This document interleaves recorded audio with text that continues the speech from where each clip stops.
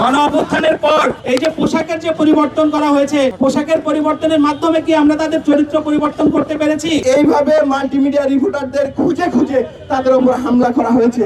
আমার চোখের সামনে আমার সহকর্মীকে আমাকে যেভাবে লাথি দিয়েছে পুলিশের সদস্য, আমার ঠিক তলপেটের জায়গায় বুট দিয়ে লাথি দেয়। সিনিয়রদের অনুমতি ছাড়া তারা কাউকে মারবে এটা আমরা বিশ্বাস করি না। কোনো ধরনের ওই যে দুঃখ প্রকাশ পাচ্ছে না, পারলে বিচার করেন এবং সেটা সম্মুখে করেন।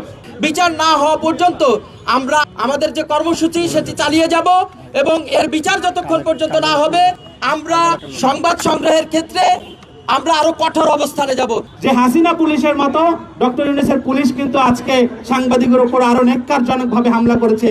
একই দিনে 20 জনের অধিক সাংবাদিকের উপরে তারা হামলা করেছে পরিকল্পিতভাবে, কোনো অতর্কিত হামলা নয়, এটি ছিল পরিকল্পিত হামলা। এবং এই গণমাধ্যমের কণ্ঠ রোধ করতে কেন ডক্টর ইউনূস পদক্ষেপ নিয়েছেন এর বিচার চাই আমরা দেখতে চাই। গণমাধ্যমের স্বাধীনতার কথা যে বলা হয়, সেই গণমাধ্যমের স্বাধীনতা যেন সম্পূর্ণরূপে থাকে।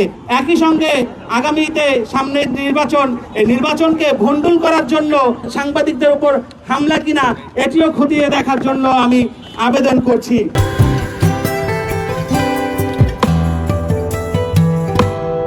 তারা কি আসলেই জনগণের বন্ধু হতে পেরেছে?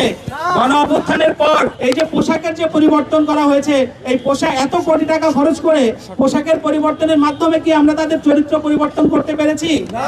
যদি নাই পারি তাহলে এই পুলিশ আসলে কিভাবে আমাদেরকে নিরাপত্তা দেবে? সামনের যে নির্বাচন, সেই নির্বাচনে তারা কিভাবে সাংবাদিকদের নিরাপত্তা দেবে? একটা স্বাধীন দেশে স্বাধীন উপরে পথচারী, ভবঘুরে এবং দোকানিকে এভাবে আপনি মারতে পারেন কিনা? একই সাথে তার ফোন চেক করে তার ভিডিও ডিলিট করতে পারেন কিনা? এই প্রশ্নের কারণে টার্গেটকৃত ভাবে আমাকে ধরে পিটানো হয়েছে এই জাহিদের নেতৃত্বে পুলিশ কর্মকর্তা জাহিদ। এইভাবে মাল্টিমিডিয়া রিপোর্টারদের খুঁজে খুঁজে তাদের উপর হামলা করা হয়েছে। আমার চোখের সামনে আমার সহকর্মীকে আমাকে যেভাবে লাথি দিয়েছে পুলিশের সদস্য, এবং তার থেকে বড় কথা, আমরা মানুষের জন্য কাজ করি। আমাদের চোখের সামনে যখন নির্বিচারে সাধারণ মানুষদের নির্বিচারে পিটাবে, আর তখন তার যদি আমরা প্রতিবাদ করি, কেন আপনি সাধারণ মানুষদের পিটাচ্ছেন, আর সেই কারণেই আমরা গণমাধ্যম কর্মীরা পুলিশের কাল হয়ে দাঁড়িয়েছিলাম গতকালকে। আমি বাংলা মোটরে যখন নির্বিচারে সবাইকে পিটাচ্ছে, তখন আমরা তাদের কাছে প্রশ্ন রাখি, কেন মারছেন? সাথে সাথে আমার ঠিক তলপেটের জায়গায় বুট দিয়ে লাথি দেয়। তার ভিডিও চিত্র রয়েছে সোশ্যাল মিডিয়া সহ সব জায়গাতে। এবং সেই সাথে তারা কি করে, যখন আমরা তাদের কাছে ছুটে গিয়েছিলাম, তারা সংখ্যায় ছিল 150-র উপরে, এবং সেখানে নেতৃত্বে ছিল উত্তরার ডিসি। তার নেতৃত্বে চারদিক থেকে আমরা 15 থেকে 20 জনের মতো যারা গণমাধ্যম কর্মী ওখানে ছিলাম, তাদেরকে চতুর্দিকে ঘিরে ফেলে তার ভিতরে বসে তারপর তারা পিটিয়েছে। নারী সদস্যদেরকেও লাঠি চার্জ করছে পুলিশ সদস্যরা, এটাই ছিল আমার ভুল। এটা বলার কারণে একজন পুলিশ সদস্য আমার উপরে চড়াও হয় এবং একটু পরেই সে এসে সজোরে আমার উপরে আঘাত করে, যেটা সরাসরি লাইভেই ছিল, আপনারা দেখেছেন। আমার হাতের এখানে আঘাত করে, পরবর্তীতে তিনি আরো 1-2টা আঘাত করেন, যেখানে আমার ফোনটা পড়ে যায়। যখন আমি ফোন তুলতে নিচে যাই, তখন একসাথে তারা 4 থেকে 5 জন মিলে আমাকে পেছন থেকে আঘাত করে।